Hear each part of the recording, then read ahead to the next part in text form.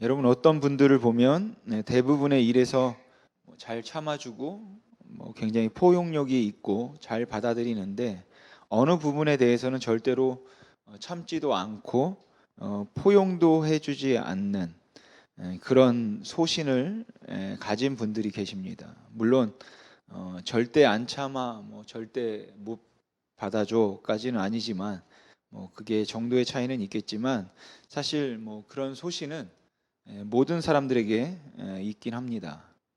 혹시 여러분들도 내가 다른 건 다 참아도 이거는 못 참는다 라고 할 수 있을 만큼 아주 소신 있는 일들이 있으십니까? 난 내 아내가 늦잠을 자는 것도 괜찮고 돈을 안 벌어와도 괜찮고 앙탈을 부려도 좋은데 끼니 때 밥을 안 차려주는 거는 도저히 용서할 수 없다 라는 거라든지 내 남편이 무뚝해도 괜찮고 난폭해질 수도 있고 바람을 피워도 참겠는데 주일에 예배 빠지는 건 용서하지 못하겠다 라는 이런 소신도 있을 수 있겠죠. 남들이 보기에는 별로 중요해 보이지도 않는 좀 시시한 것이긴 하지만 그 사람에게는 유난히 소신이 있어서 용납이 안 되고 눈에 거슬리는 것들이 모든 사람들마다 조금씩 다르게 있는 것 같습니다. 특히 신앙인들의 경우에 있어서는 이제 종교적인 부분에서 이런 것들이 좀 많은 것 같아요. 대체로 우리 한국 교회에서는 아무리 인품이 좋고 또 기도와 말씀에 성실한 생활을 해도 술을 하거나 담배를 하면 무조건 믿음이 없는 사람이라고 취급을 하는 그런 경향이 있죠. 예전에 프랑스 해양 교파는 술도 용납이 되고 담배도 용납이 되는데 여자가 바지를 입고 교회에 오는 것은 용납을 못해서 바지를 입고 교회에 오는 사람들을 이단시 취급했던 적이 있었던 그런 교단이 있다고 합니다. 여러분 우리가 교회 생활을 하다 보면 아주 익숙해져 있는 전통이나 또 관습이 생겨서 그러한 익숙해져 있는 관습과 전통에 어긋나게 이제 행동하는 모습을 볼 때마다 좀 불편하게 여겨지게 되죠. 예전부터 우리나라 같은 경우에는 이제 목사든 아니면 교회 생활을 좀 하신 분들은 다른 집이나 사업체에 방문하면 제일 먼저 이제 복을 비는 이제 기도를 먼저 했습니다. 그런데 어떤 목사가 집에 들어와서 일단 기도도 하지 않고 말부터 하는 걸 보면 기도 좀 하고 하지라는 그런 생각이 들 만큼 그게 자꾸 거슬리는 사람이 있다는 거죠. 저희 집사람도 저한테 자기 가게 와서 왜 기도를 안 하냐고 그러더라고. 왜냐하면 이제 내가 가지고 있는 그 기존의 생각과 방식에 어긋나는 행동들이 잘 이해가 되지도 않고 용납이 되지 않기 때문에 그렇습니다. 근데 그거보다 더 힘들 때는 나름대로 굉장히 소중하게 생각하는 그 전통이나 관습을 일부 사람들이 아주 의도적으로 이제 무시할 때죠. 그리고 그것을 소중하게 여기는 사람들을 형식주의자다, 율법주의자다 하는 말로 매도하는 경우입니다. 가령 저희 교회는 이제 예배가 형식에 별로 얽매이지 않고 좀 축소해서 드리는데 그렇다고 전통적인 예배 형식을 유지하며 여러 순서들을 넣어서 예배를 한다고 그건 형식주의다. 순서만 많지 마음이 담기지 않았다라고 할 수는 없습니다. 왜냐하면 그런 정통적인 예배 형식에서 은혜를 받는 분들도 분명히 있기 때문입니다. 주일에 식당에 가지 않고 이제 오락하지 않는 분들을 보며 세상이 지금 어떻게 변했는데 아직까지도 주일날 돈을 쓰지 않고 오락을 주일에 하지 않는가라고 생각하거나 그래서 그들을 율법주의자다 비난할 수 없다는 것이죠. 왜냐하면 그게 그들의 신앙 고백일 수도 있고 또 대단한 헌신일 수도 있기 때문입니다. 저는 식사를 하면서 와인을 한 잔 하는 것 정도는 부어라 마셔라는 아니지만 가볍게 반주 정도는 할 수 있다고 생각합니다. 그렇다고 제가 매일 그러고 있는 건 아니니까 그러진 않으니까 오해 마시고요. 근데 제가 그렇게 생각한다고 해서 어떤 종류의 술이든 입에 대지 않는 사람들을 근본주의자다, 율법주의자다 비난을 한다든지 아니면 신학적으로 반박할 그런 마음은 없습니다. 왜냐하면 그것이 그분의 신앙일 수 있고 아니면 자신의 약함을 알기에 그걸 더 절제하기 위해 그럴 수 있기에 또한 그것은 구별된 모습일 수도 있다고 생각하기 때문에 이제 그렇습니다. 그래서 개혁이라는 것도 좋긴 하지만 그렇다고 그 개혁이라는 이름으로 오랜 시간에 걸쳐 만들어 놓은 전통과 규례, 다른 사람들이 나름대로 소중하게 생각하고 있는 것들을 아무렇게나 취급하는 것은 마땅치 않다라는 것이죠. 어쩌면 그것이 하나님을 섬기기 위한 하나님을 사랑하는 그 사랑의 표현으로 그 헌신을 그와 같은 방식으로 그런 그릇에 담아서 하나님께 드리는 그들 나름의 대단한 헌신일 수 있는데 그걸 무조건 형식주의다라고 매도하는 것은 옳지 않다고 생각합니다.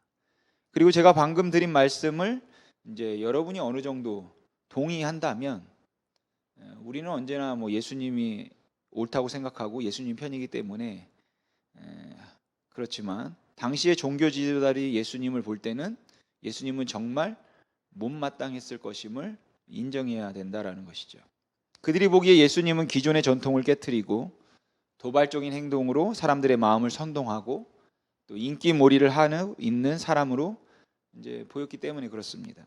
그러니까 만약에 랍비라 불렸던 젊은 예수가 기적과 능력을 좀 행한다고 해서 그 당시 종교인들이 가지고 있던 전통과 관습을 아무렇지도 않게 생각한다.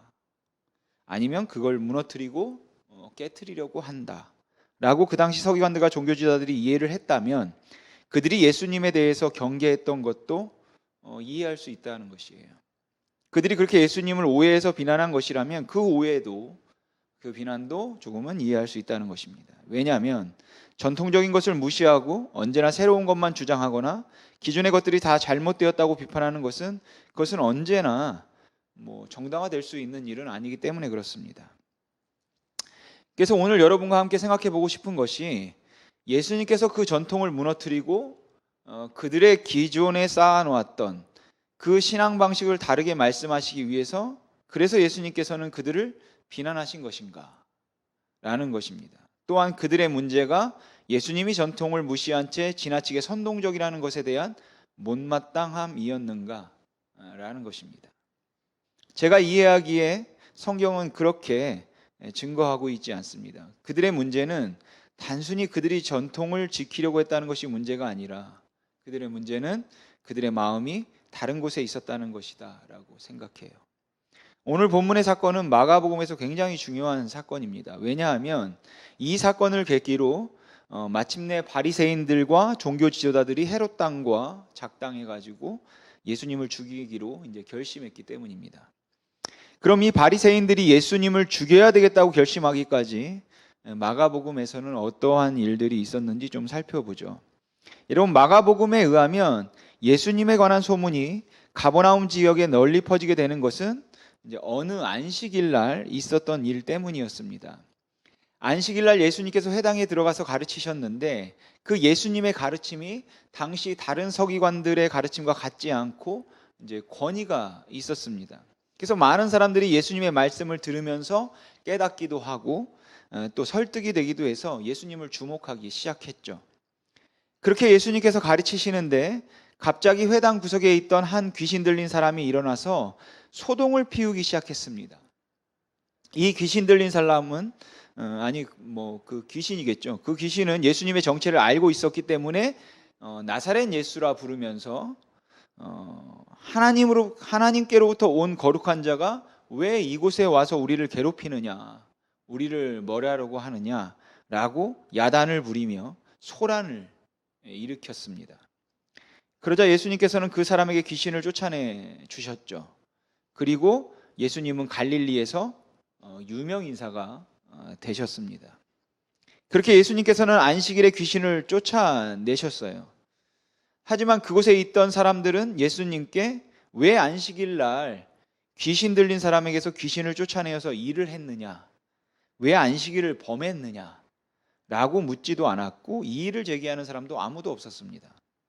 아마도 안식일이라고 귀신 들린 자가 회당에서 소동을 일으키고 있는데 그걸 그냥 보고만 있어서는 안 되는 것이었기 때문인 것 같습니다. 그래서 그들끼리 그렇게 귀신을 쫓아내는 것은 정당했다는 무언의 합의와 또 동의가 있었기 때문에 예수님께서 그 회당에서 귀신 들린 자를 쫓아내었다고 해서 안식일을 범했다고 말하는 사람은 아무도 없었던 것 같아요.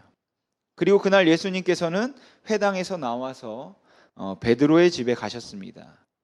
그렇게 베드로의 집에 가셨을 때 수많은 병자들과 귀신 들린 자들이 그곳에 찾아왔죠. 그래서 예수님께서 그들의 병을 다 고쳐주시고 귀신을 내쫓아 주셨어요. 그리고 그때까지도 아무 문제가 없었습니다.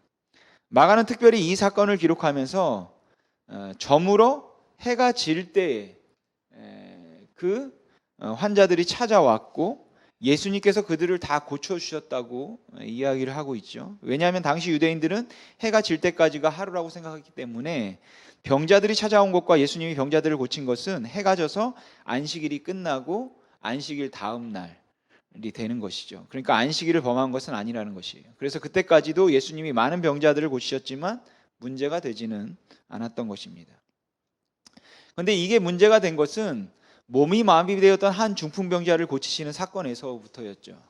보통 때처럼 그 중풍병자에게 병고침을 받으라든지 이제 내가 일어나 걸어가라든지 이렇게 말씀을 하셨으면 괜찮았을 텐데 예수님께서는 내가 죄사함을 받았느니라 라고 선언하시는 바람에 서기관들이 주목하기 시작했습니다.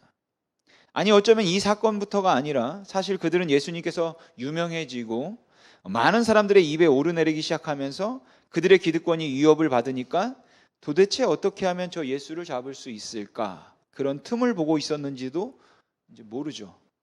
그렇게 꼬투리를 잡을 기회를 엿보던 차에 예수님의 죄사함을 선포하는 그 말씀을 듣게 되었는지도 모르겠습니다. 사실 전략적으로 생각하자면 많은 사람들이 예수님을 좋아하고 또 예수님을 따랐고 그리고 서기관들조차도 예수님의 말씀을 들으면서 고개를 끄덕이던 때가 있었는데 지금 이 중풍병자에게 죄사함을 받으라고 말씀하시는 순간부터 그들의 분위기가 심상치 않고 사람들의 눈빛이 달라지기 시작했다고 생각하면 그럼 좀 제자 중에 눈치가 좀 있어서 누군가가 분위기를 잘 파악해서 예수님께 주님 좀 천천히 갑시다. 사람들의 시선이 곱지 않습니다. 사람들이 지금 주님을 별로 좋지 않게 생각하는 것 같은데 너무 서두르지 맙시다. 뭐 이렇게 귀뜸이라도 해드렸으면 좋았을 텐데 아무도 그렇게 하지 않았던 것 같습니다. 그러니까 예수님은 사람들이 눈여겨보고 있었음에도 불구하고 바로 서기관들의 생각을 아시고 그 죄사함을 받았느니라 라는 말에다가 쐐기를 박아버리죠. 인자가 땅에서 죄를 사하는 권세가 있는 줄 알게 하려고 했다라고 쐐기를 박아버립니다. 그리고 결국 문제의 도화선이 되었던 것은 예수님이 세리였던 레위, 즉 마태의 집에 들어가서 식사를 하신 사건이었습니다. 예수님께서 마태의 집에 들어가서 식사를 하시니까 드디어 서기관들이 수군거리고 비난하기 시작했습니다. 그리고 예수님께서 세리였던 마태의 집에서 식사를 하신 것은 그 예수가 하나님이 보낸 사람이 아닐 것이라는 그들의 확신에 기름을 부은 격이었습니다. 그래도 저는 예수님이 세리의 집에서 식사를 하셨다는 그 일 때문에 그 서기관들이 그렇게 비난하고 염려하고 미워했다면 그들의 비난과 염려와 미움은 어느 정도 정당했다고 생각합니다. 세리는 죄인이고 죄인과 함께 교제하는 것은 마땅치 않다는 그들 나름의 소신이었고 그들이 가지고 있던 신학적인 입장 때문이었다면 그것도 존중될 수 있다고 생각해요. 그런데 엎친 데 덮친 격이라고나 할까요?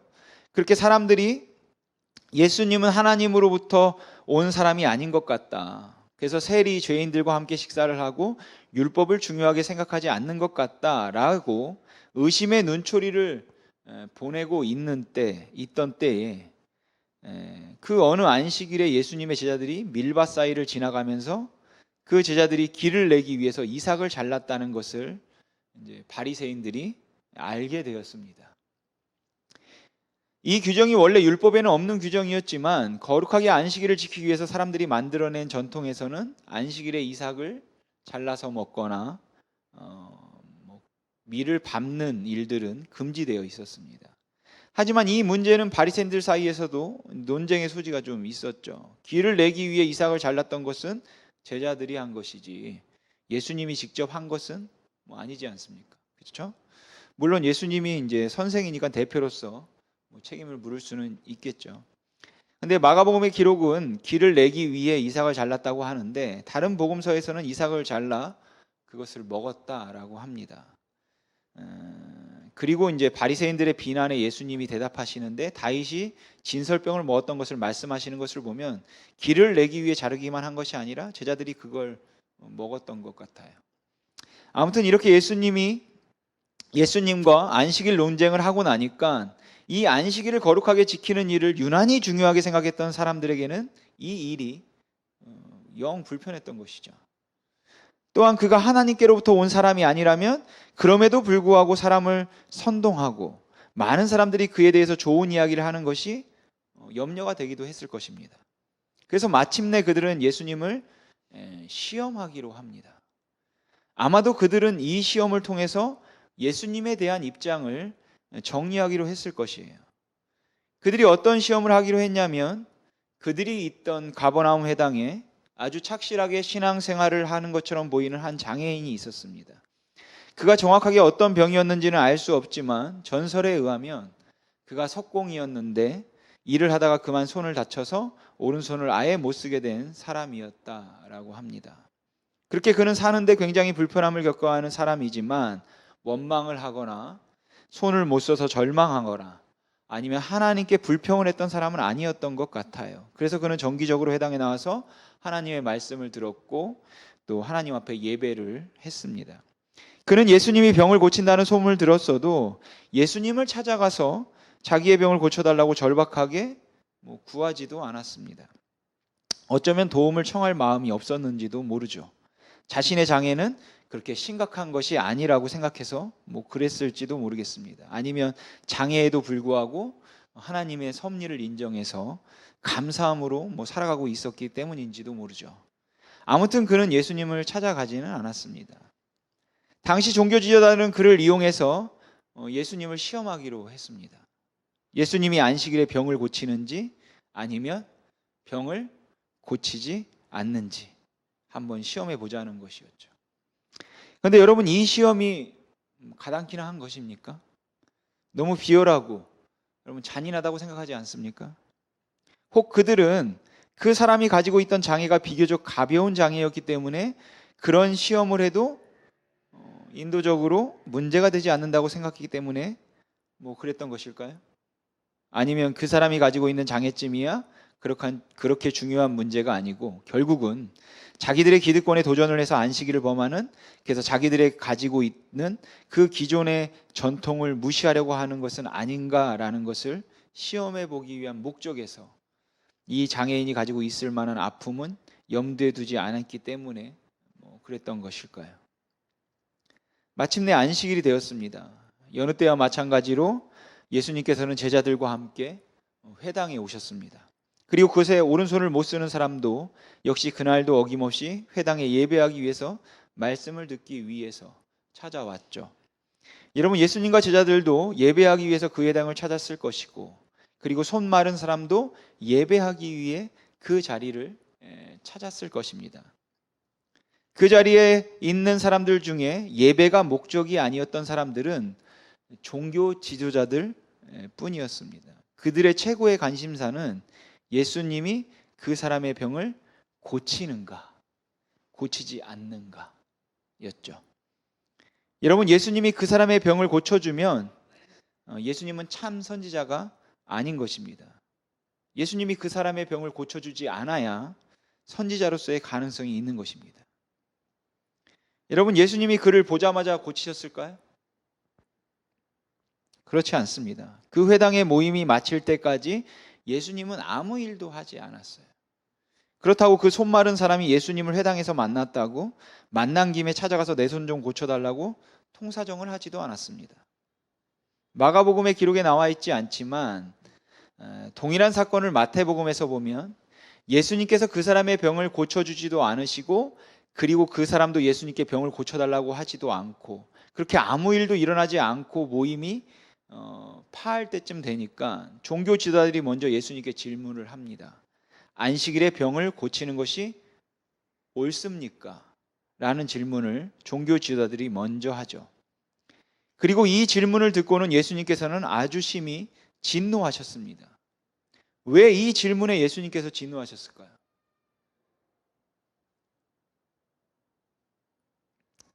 신학적인 견해나 입장을 가지고 안식일에 병을 고쳐도 됩니까? 아니면 고치면 안 됩니까? 라는 것을 진지하게 묻고 있는 것이라면, 그런 아주 진실된 탐구라면 예수님께서 그렇게까지 진노하실 이유는 없었을 것입니다. 여러분, 예수님을 가장 화나게 만들었던 것은 무엇일까요? 마가는 이 예수님의 진노에 관해서 설명하면서 예수님께서 그들의 완악한 마음을 보시고 탄식하사 심히 진노하셨다고 이야기합니다. 그러니까 그들의 완악한 마음이 예수님을 진노하게 만들었다라는 것이죠. 그러면 그들이 가지고 있던 그 완악한 마음이란 여러분 도대체 무엇일까요? 저는 그들의 완악함을 두 가지 면에서 생각해 보았습니다. 우선 하나는 그들의 무정함입니다. 이 사건에 대한 마태복음의 기록을 보면 안식일에 병을 고치는 것이 옳습니까? 아니면 옳지 않습니까? 라는 것을 묻고 있던 그 사람들에게 예수님께서 답을 하시면서 반문을 하시죠. 뭐라고 하시냐면 너희 중에 어떤 사람이 양 한 마리가 있는데 그 양이 안식일에 구덩이에 빠졌으면 끌어내지 않겠느냐라고 물으십니다. 여러분, 양은 구덩이에 빠지면, 그런데 그게 엎어진 채 빠졌다면 스스로 일어날 수 없다고 합니다. 특히 비대한 양일수록 양은 자기 스스로 몸을 돌이켜 일어날 수 없는데, 그렇게 양이 엎어진 채 다시 일어나지를 못하면 양들의 경우는 가스가 차서 죽거나 아니면 솔개나 독수리가 공격해서 그 양을 죽이기 때문에 수시간 내로 구덩이에 빠진 양을 건져내지 않으면 그 양은 죽는 것이에요. 그렇기 때문에 양을 잃어버렸으면은 그 당시 유대인들은 그야말로 이제 비상이 걸리는 거죠. 왜냐하면 혹 양이 구덩이에라도 빠졌으면 그건 곧 죽음을 의미하기 때문에 그렇습니다. 그건 하루가 지나기 전에 다 죽게 되어 있습니다. 그러니까 양이 구덩이에 빠지면 일단은 구해내야 하는 것이죠. 그런데 안식일에 빠졌으니까 안식일 지나고 구한다? 그럼 그건 죽었다고 봐야겠죠. 그러니까 이 질문이 전제하고 있는 것은 자기 양 한 마리가 구덩이에 빠졌으면 그들은 틀림없이 건져낸다는 것이에요. 즉 구덩이에 빠진 자기 양을 건지는 것에 있어서는 안식일에 해도 되는가, 하지 말아야 되는가 라는 것은 의문도 제기하지 않는 문제였다는 것이고, 그건 너무도 당연한 일이었다는 것입니다. 그렇게 자기 소유에 대해서는 끔찍하게 생각하는 사람들이 감히 어떻게 장애를 가지고 어렵게 살아가는 그 사람의 그 형편과 사정 앞에서 이렇게 몰인정하고 이렇게 무정할 수 있어서 예수를 죽이는가 마는가를 놓고 그 사람으로 시험을 할 수 있냐라는 것이죠. 만일 이들이 진정으로 사람을 아끼지만 그것이 과연 법인가 아니면 그것이 사랑인가 라는 것을 고민하는 것이었더라면 이해할 수 있습니다. 정의와 사랑의 균형을 유지하는 일이 참 어려운 일이기 때문에 때로는 무정한 듯해도 엄격해야 되고 때로는 타협인 듯해도 용서해야 되는 갈등이 있음을 우리 모두가 잘 알죠. 그리고 만약 그런 고민으로 예수님께 물은 질문이었다면 예수님께서 그들에게 완악하다고 진노하셨을 리가 없다고 생각해요. 그들이 정말로 이것이 정의의 문제입니까? 사랑의 문제입니까? 그가 불쌍하기는 하지만 법대로 그를 고쳐주면 안 되는 겁니까? 아니면 그래도 그를 고쳐주는 것이 사랑이니까 사랑을 행해야 합니까? 이런 애매함과 안타까움을 가지고 예수님께 묻고 있는 거라면 그 마음이 완악할 리가 없겠죠. 그런데 그들은 그렇지 않았습니다. 그들에게는 사람에 대한 배려가 없었고 그들에게는 율법에 대한 그 입장조차도 공의롭지 못했죠. 그러니까 그들에게는 사람을 불쌍히 여기는 마음이 없었다라는 것이에요. 고난 중에 있는 사람들, 힘들게 살아가는 사람들을 보면 정죄하려고만 했지 안타까워하거나 불쌍히 여기는 마음은 없었습니다. 어렵고 아프고 힘들고 버겁게 살아가는 사람들을 보면서 그들을 어떻게 하면 도울 수 있을까? 어떻게 하면 합리적으로라도 그들을 도울 방법이 있을까라는 것을 고민하거나 안타깝게 생각하는 것이 아니라 불쌍한 과부의 가산이라 할지라도 그냥 다 삼켜버리겠다라는 생각으로 아프고 힘들고 연약한 사람들에 대해서 조금의 배려함도 없었다는 것이에요. 그러니까 예수님은 저 손 마른 사람을 고쳐주면 죄인이고 고쳐주지 않으면 의인이다 라는 시험을 생각해낸 그들의 그 굳은 마음, 그 완악한 마음에 진노하신 것이죠. 여러분, 하나님의 사람들이 법을 존중해야 하는가라는 질문과 사람을 어떻게 사랑해야 하는가라는 질문은 피해가서는 안 되는, 우리 그리스도인들이 항상 고민해야 되는 질문이라고 생각합니다. 그러니까 손 마른 사람, 소외된 사람들, 창기들, 세리들을 보면서 불쌍히 여기는 마음이 있는가? 불쌍하더라도 그들을 도울 수 있는 방법은 합법적이어야 하는데 안식일에 그들을 도와주어도 괜찮은 건가? 이런 고민이 있어야 하는데 그들에게 이런 마음이 없었다라는 것이죠. 그 손 마른 불쌍한 사람은 자기의 소유인 양만큼도 중요하지 않았다라는 것이에요. 그리고 당시 종교 지도자에게 사람을 불쌍히 여기는 마음이 없음에 예수님께서 진노하신 것입니다. 두 번째, 예수님께서 진노하신 것은 예수님을 향한 그들의 마음일 거라고 생각합니다. 여러분, 보통 사람들 같으면 오른손을 쓰지 못하는 사람이 예수님 앞에 서 있는 모습을 보면서 아마도 대부분의 사람들은 과연 저 사람을 고칠 수 있을까라는 질문에 비중을 두겠죠. 근데 종교 지도자들은 정말로 예수님이 저 사람을 고칠까? 라는 데 더 큰 비중을 두었다라는 것이에요. 다시 말하면 그들은 예수님께서 그 사람을 고칠 수 있는 능력이 있다는 사실은 의심하지 않았다라는 것입니다. 예수님은 틀림없이 그를 고칠 수 있다고는 생각을 했어요. 그런데 고칠 수는 있겠지만 안식일인데 고쳐주실까라는 질문을 그들은 했던 것이죠. 그러니까 적어도 기적을 베풀 수 있는 능력의 문제에 있어서는 이 바리새인들이 믿음이 굉장히 좋았던 것입니다. 왜냐하면 예수님께서는 그 병을 고칠 수 있다는 믿음이 그들에게 있었기 때문에 이런 시험을 단행했겠죠. 그러니까 이들을 보면 예수님께서 병을 고칠 수 있는 능력이 있다고 믿는 것은 구원에 이르는 믿음은 아닌 것 같습니다. 그런데 예수님께서 그들에게 하신 대답이 재미있죠. 예수님은 손에 장애를 가지고 있는 사람을 불러서 사람들 한가운데 세우셨습니다. 그리고는 종교 지도자들에게 안식일에 선을 행하는 것과 악을 행하는 것, 생명을 구하는 것과 사람을 죽이는 것, 어느 것이 더 중요하냐라고 물으셨어요. 그런데 여러분, 이 질문은 너무 비약된 질문이라고 생각되지 않으십니까? 사실 여러분, 이것이 그냥 그 사람의 손을 고치는 문제라면, 그리고 예수님께서 안식일을 귀히 여긴다면, 또한 이 사람에게 그 손의 문제가 생명의 시급을 다투는 문제가 아니라면, 본문을 보면 충분히 그렇게 다급한 문제는 아니었던 것 같은데, 그렇다면 예수님께서 그 사람을 안식일이 지나서 고쳐도 되지 않습니까? 예수님께서 그 손 마른 사람을 불쌍히 여기는 마음이 있었더라면 예수님께서 그 사람에게 조용히 가서, 야, 여기 지금 보는 눈이 너무 많다. 근데 그게 지금 우리 잡으려고 그러는 거거든. 그러니까 내일 아침 6시에 내가 있는 대로 와라. 내가 고쳐줄게. 여러분, 그러셔도 되지 않습니까? 여러분, 그렇게 고치셔도 되는 문제인데 이게 왜 생명을 살리는 것과 죽이는 것의 문제가 되는 것입니까? 그러나 그 예수님의 말씀에 악을 행하는 것과 성을 행하는 것, 생명을 구하는 것과 사람을 죽이는 것, 어느 것이 옳으냐라는 그 물음에 그들은 아무 대답도 하지 않았습니다. 아니, 말을 할 수가 없었죠. 왜냐하면 그들은 안식일에 죽이는 일을 생각하고 있었기 때문이죠. 바로 그들이 예수님께서 병자를 고치시면 안식일을 범한 것이니까 돌로 쳐서 죽여야 마땅할 것이라고 생각하고 있었기 때문입니다. 예수를 죽일 생각을 그들은 하고 있었다라는 것이에요. 여러분, 그들은 마음을 정한 사람들이었습니다. 안 믿기로 마음을 정한 사람들.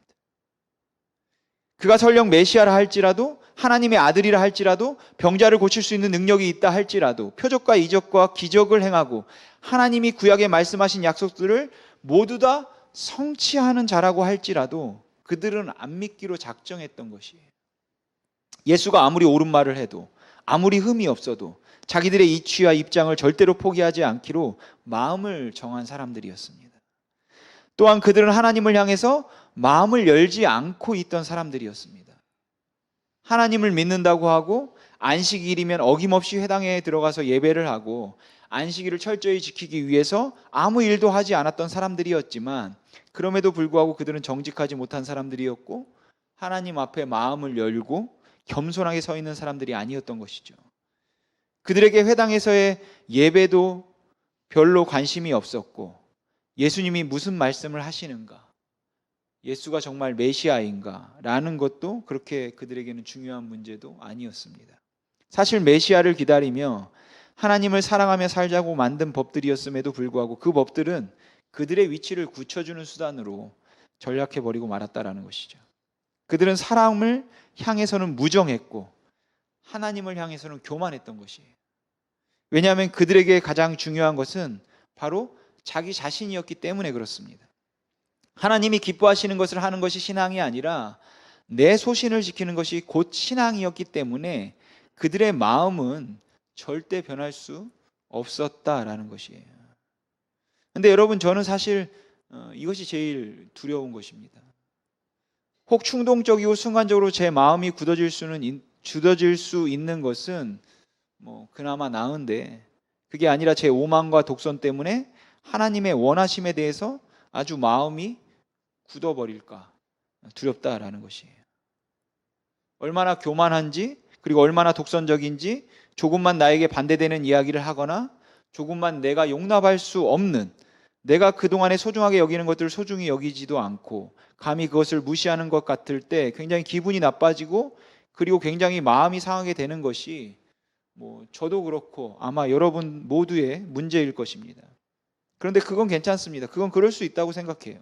그런데 내가 마음이 상하기는 했지만 거기에서 하나님의 원하심이 무엇인가를 명백하게 알게 되었는데도 내가 그 마음을 바꿀 수 없다면 어떻겠습니까? 하나님의 원하심이 그게 아니라는 것을 분명히 알게 되었는데도, 그런데도 그 마음이 변하지 않으면 여러분 어떻게 되는 겁니까? 그러면 어떻게 해야 합니까? 여러분, 그들은 완악했습니다. 그런데 이 종교인들은, 저는 이게 기독교가 아니라 모든 종교가 마찬가지라고 생각하는데, 거의 모든 종교인들은 이렇게 편협하고 독선적으로 될 수 있는 가능성이 사실은 가장 종교인들이 강하다는 것을 우리가 알아야 할 필요가 있죠. 그래서 우리는 우리의 고집과 독선으로 하나님을 향해서도 사람을 향해서도 아주 쉽게 마음이 다칠 수 있다는 것을 우리가 인정할 수 있어야 하고, 그렇기 때문에 우리는 더욱 우리 자신을 살피고 조심해야 되는 것입니다. 여러분, 바리새인들과 종교 지도자들의 문제가 단순히 소신의 문제였다면 예수님께서는 그들을 완악하다고 말씀하지 않으셨을 것입니다. 그런데 이 소신이 중요하다고 생각하는 만큼 사실은 그분이 애매하다는 것이죠. 그래서 우리는 하나님 앞에서 항상 마음의 준비를 하고 있어야 되고 마음을 열고 있어야 하는 것이에요. 하나님의 원하심 앞에 항상 제가 마음을 비울 수 있게 해주십시오. 하나님의 원하심이 나타났을 때 그 하나님의 원하심 앞에 항상 제가 무릎을 꿇을 수 있게 해 주십시오. 저와 여러분이 이 기도조차 할 수 없을 만큼 굳어져 버리지 않기를 바랍니다. 여러분, 히브리어로 복이라는 단어는 바라크입니다. 보통 우리는 이 바라크를 복을 주다, 축복하다라고 번역하죠. 물론 상황에 따라 충분히 그렇게 번역할 수 있습니다. 그러나 이 바라크의 원 의미는 무릎을 꿇다라는 뜻입니다. 시편 95편 6절에 오라 우리가 굽혀 경배하며 우리를 지신 여호와 앞에 무릎을 꿇자 해서 이 무릎을 꿇자가 바로 바라크입니다. 그러니까 복이라는 것은 무릎을 꿇다라는 기본적인 뜻에서 파생된 것이에요. 그래서 여러분, 이 바라크, 복의 개념은 복을 주는 사람의 행위를 기준으로 하지 않고 복을 받는 자의 자세를 기준으로 하고 있는 것이에요. 그러니까 성경이 말하는 복은 그 복을 주시는 하나님으로부터 시작하는 행위가 아니라 오히려 주님 앞에 무릎을 꿇고 엎드리는, 여러분, 우리의 자세에서부터 시작되는 것입니다. 그러니까 여러분, 우리가 우리의 부족함과 우리의 고집과 독선으로 우리의 마음이 쉽게 다칠 수 있음을 알고 완악하여질 수 있음을 알고 하나님 앞에 여러분 무릎을 꿇을 수 있다면 여러분, 그것이 복인 것입니다. 우리 시민의교회 모든 성도님들이 항상 그 복으로 굳어지지 않기를 주님의 이름으로 소망합니다. 기도하겠습니다.